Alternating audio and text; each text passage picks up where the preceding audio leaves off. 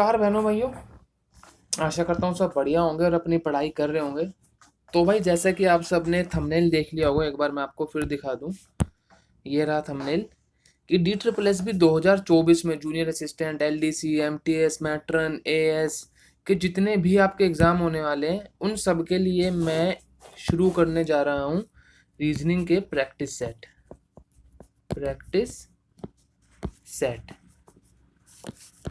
ठीक है, ये उसका आज 1 होने वाला है, प्रैक्टिस सेट 1 होने वाला है। ये प्योरली आपके प्रीवियस ईयर बेस रहने वाले हैं और मैं गारंटी दे रहा हूँ भाई, जिसने भी ये सेट कर लिए ना, उसके रीजनिंग में मात्र 25 से 27 मिनट ही लगेंगे, चाहे कोई सा भी एग्ज़ाम हो। और उसके 38 या 37 नंबर बहुत आराम से आ जाएंगे। और आउट ऑफ 40 की अगर रीजनिंग आती है तो 30 की आती है तो 28-29 आराम से आ जाएंगे।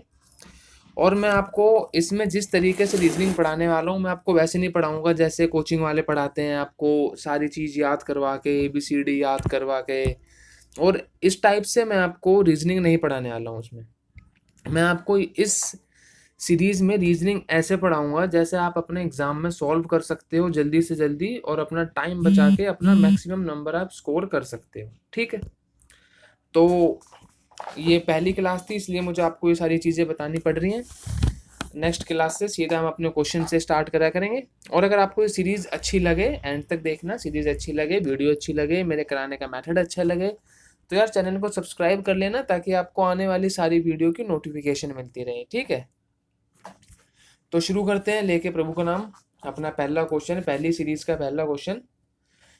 तो 4 pairs of cluster letters have been. भाई सबसे पहले तो मैं आपको एक बात बताऊं, आपको ये पूरा क्वेश्चन पढ़ने की ज़रूरत नहीं होती। ठीक है, पूरा क्वेश्चन मत पढ़ा करो, सीधा एंड से स्टार्ट करा करो। Select one that is different, बस। और पूरे क्वेश्चन में कुछ मतलब का है ही नहीं।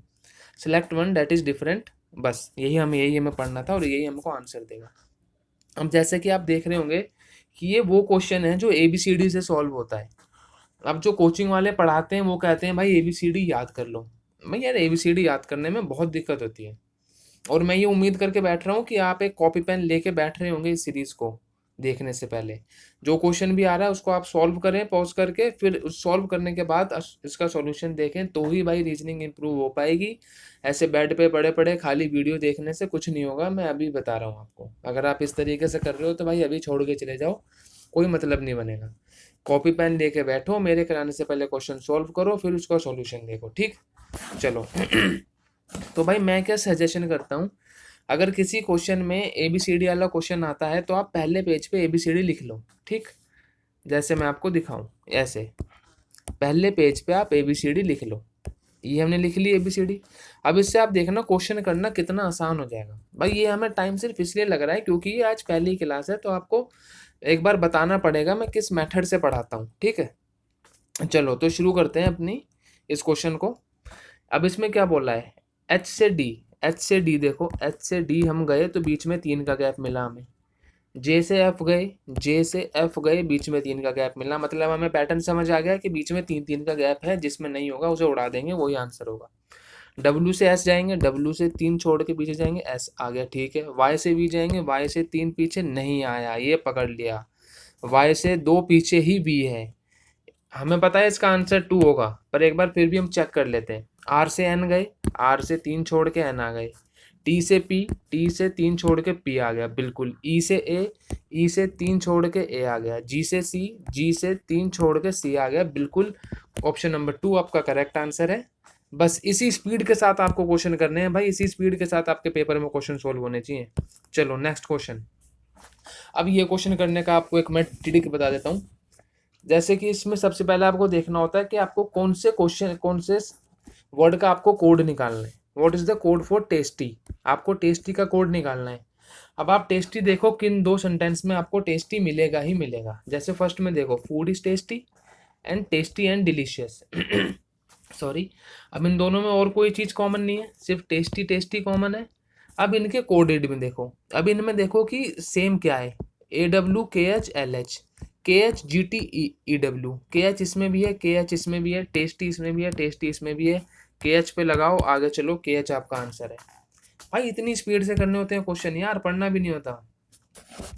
अब इसमें आपको ये थोड़ा ब्लड ब्लड रिलेशन का क्वेश्चन है ये, how is C related to double A. ठीक है, चलो क्वेश्चन करते हैं। O is the eldest brother of M. O is the eldest में मतलब नहीं है, हमें मतलब होना चाहिए O is the brother of M. तो इससे पहले मैं आपको एक कोड बता दूं इनका। अगर मैं सिंपल लाइन खींचूंगा तो मतलब ब्रदर या सिस्टर, डबल लाइन खींचूंगा मतलब मैरिड, प्लस मतलब बॉय, माइनस मतलब गर्ल। ठीक है, ये मेरा करने का तरीका, आपको कुछ भी हो सकता है। O is the brother of M, O is the brother of M. ठीक, D is the mother of O, D is the mother of O, mother के लिए माइनस लगा लिया हमने। D is the mother of O, P is the wife of O, तो P is the wife of O, ये P की wife हो गई O. C is the father, ये क्वेश्चन थोड़ा सा वहां जा रहा है, एक बार क्वेश्चन देखना पड़ेगा। C is the father of M, C is the father of M. ठीक है, C is the father of M, तो सी अगर एम का फादर है तो जाहिर सी बात है ये डी का हस्बैंड है। ठीक है, आगे क्या है, double A is the daughter of the eldest son of D. Double A is the daughter of D, double A is the daughter of eldest son of D. Son D का son क्या है ये, और double A इसकी daughter है। अब वो जो एल्डेस्ट ब्रदर वाला कॉन्सेप्ट था वो यहाँ पे यूज हो रहा है, और ये क्या है, डॉटर के लिए हम लगा देंगे minus. So how is C related to double A, C related to double A, ये डबल ए है, ओ जाएंगे इसका फादर आएगा, और सी ओ का भी फादर है, तो ऑप्शन आ जाएगा हमारा father's father. Option number 2 father's father इसका करेक्ट आंसर होगा। भाई इसी तरीके से चुटकियों में क्वेश्चनों को उड़ाना है आपको। ठीक, नेक्स्ट चलते हैं क्वेश्चन नंबर 6 पे। भाई अगर मैं ज़्यादा तेज जा रहा हूँ तो बता देना मेरे को, क्योंकि मैं आपको उस कॉन्सेप्ट से करा रहा हूँ जिस कॉन्सेप्ट से आपको एग्जाम में करने हैं क्वेश्चन। चलो, 7 से 15 कैसे रिलेटेड है आपको देखते ही समझ आना चाहिए कि भाई इंटू 2+1। ठीक है, इंटू 2+1, यहाँ पे क्या है इंटू 2+2, यहाँ पे +2 है। यहाँ पे क्या है इंटू 2 64+3, यहाँ पे +3 है। यहाँ पे क्या आएगा इंटू 2, हमें देख लो पहले बताना क्या है, does not belong to the following series. हमने इसमें से कोई गलत चीज़ बतानी है। अब 67 का 2, 7 4 14 का 1 कैरी, 134, यहाँ पे 3 प्लस हुआ था, यहाँ पे 4 प्लस होगा, तो क्या आ जाएगा 138, और यहाँ पे क्या लिखा है 136, तो हमारा ऑप्शन नंबर 4 गलत है। मतलब उनके हिसाब से गलत है, हमारे हिसाब से ऑप्शन नंबर 4 सही है। ठीक, चलो।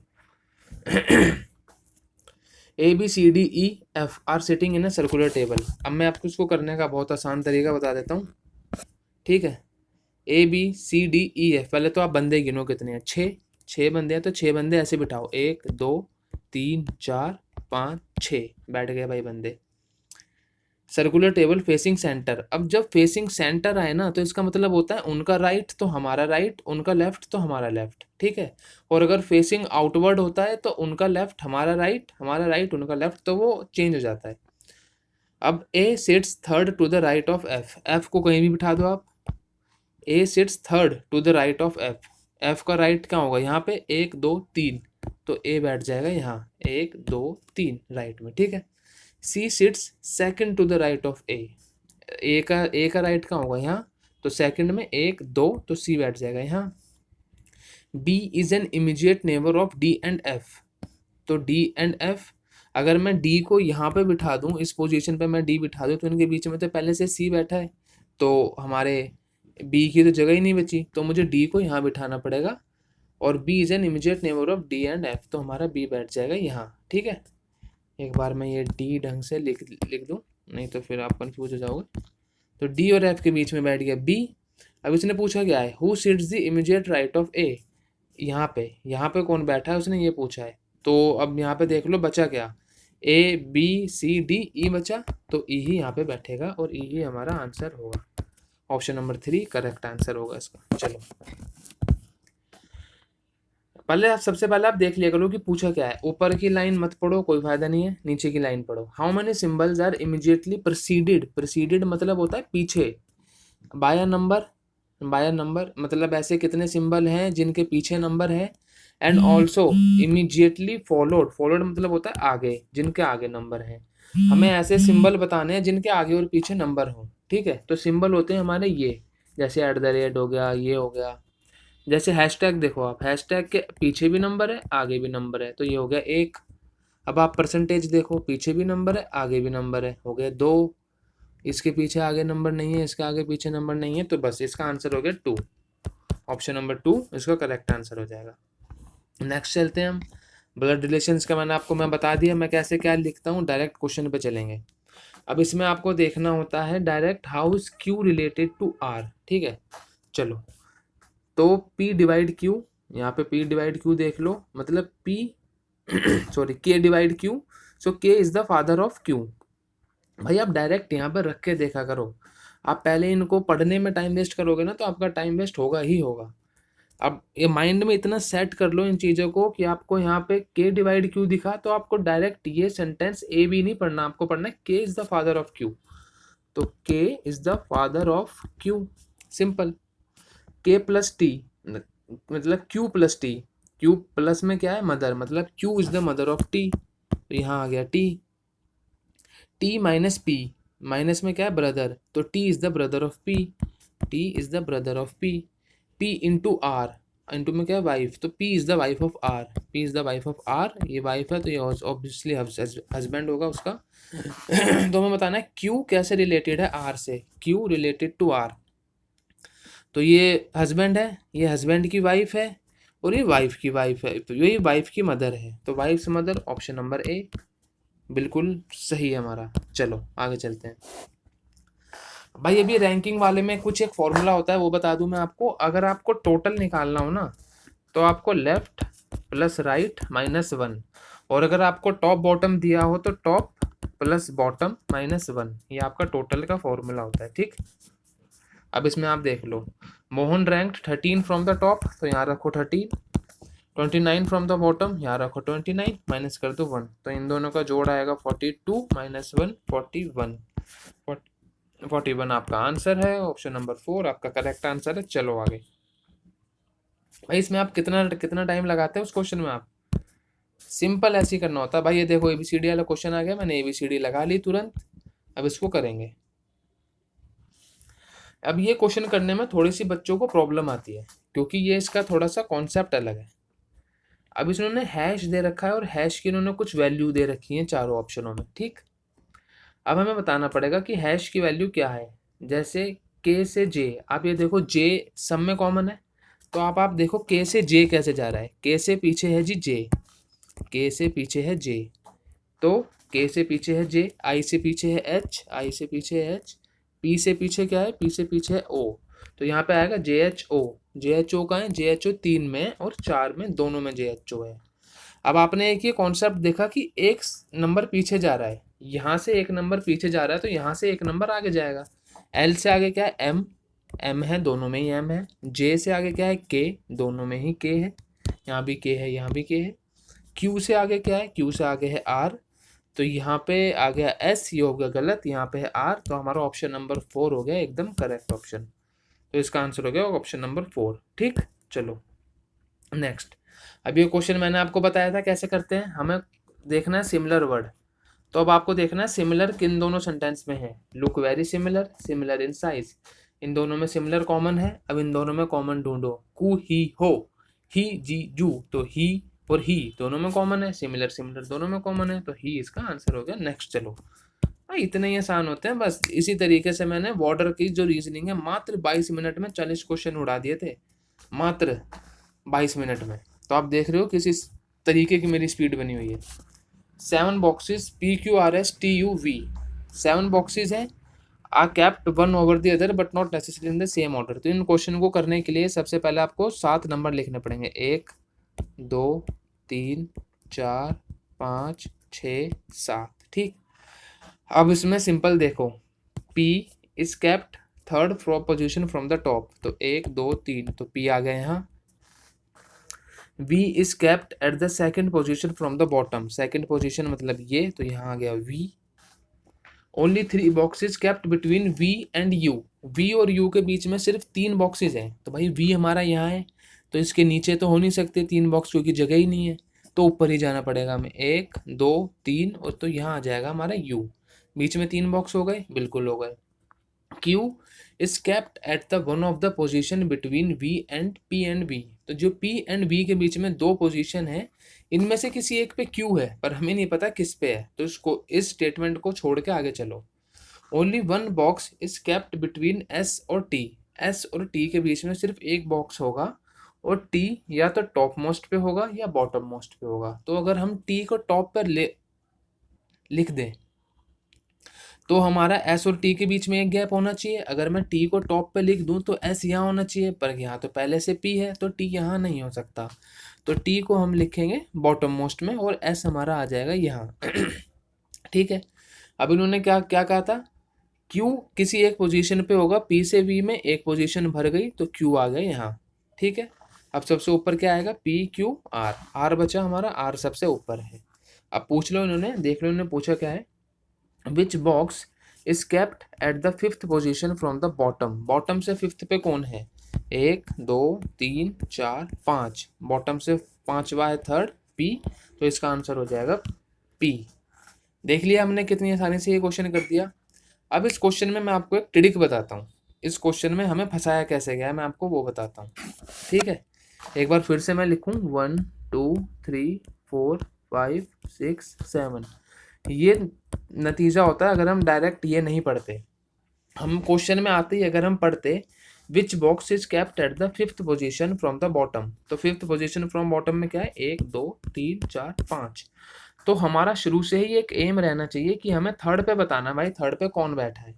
और उसने पहले ही लाइन में लिखा है P is kept third position from the top, 1 2 3, उसने पहले ही लाइन में लिख रखा है कि P थर्ड पे है। हमारे को कुछ और पढ़ना ही नहीं था, हमारा पहले सेंटेंस से ही हमारा आंसर आ रहा था, हमें बाकी क्वेश्चन सॉल्व ही नहीं करना था। ये तो मैंने आपको बस एक कॉन्सेप्ट के लिए बता दिया है कि कैसे करना है, बट आपको ऐसे क्वेश्चनों में डायरेक्ट पहले देखना है कि उसने पूछा क्या हुआ है, जो पूछा हुआ है उस पर जाके मार्क करो कि अब हमारा एम है बस इस पोजीशन को निकालना, बाकी सबसे हमें कोई मतलब नहीं है। मात्र 3-4 सेकंड का क्वेश्चन था भाई बस ये, वो तो बस ये तो मैंने बस आपको समझाने के लिए बताया था और आपको फंसाने के लिए कि आप में से पहले कोई पढ़ पाया है या नहीं पढ़ पाया है। ठीक, तो इसी हिसाब से ये सीरीज चलने वाली है।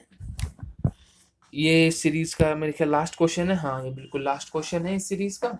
ऐसे ही सीरीज में लेके आता रहूँगा जब तक आपके एग्जाम नहीं हो जाते ये जूनियर असिस्टेंट के और बाकी भी जो हमारे LDC MTS प्यून वगैरह के जितने भी एग्जाम है, जब तक ये एग्जाम नहीं होते डेली 1-2 आपकी ऐसी वीडियो आती रहेंगी, बस आप इनको करके चले जाना। DSSB के किसी भी एग्जाम में आपके रीजनिंग में मैं मान ही नहीं सकता कि अगर आपके 40 में 35 से नीचे आ गए तो, बिल्कुल मैं मान ही नहीं सकता भाई अगर आप इस अप्रोच से क्वेश्चनों को सॉल्व करते हो तो। ठीक है, तो भाई बस ये था इस वीडियो में।